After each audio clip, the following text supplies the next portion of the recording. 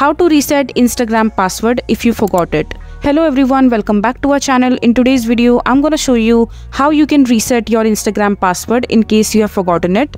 So first of all, just open your Instagram and let's suppose that you have remember your phone number or your username through which you have logged into your account, but you do not remember your password. So just click on forgot password in the login screen, and after that just write your username or the mobile number and just find your account. And as you can see that I've entered my number and it has directed me and found my account. So just click on the relevant account that you want to reset your password to. So I'm clicking my account, and after that just click on continue, and here on this screen just write your new password and press continue. So this is how you will be able to reset your password in case you have forgotten it. I hope this was helpful. So that is it for this video. If you find this video to be helpful, make sure to hit that like button and don't forget to subscribe to our channel for more such informative videos, and I'll see you the next time.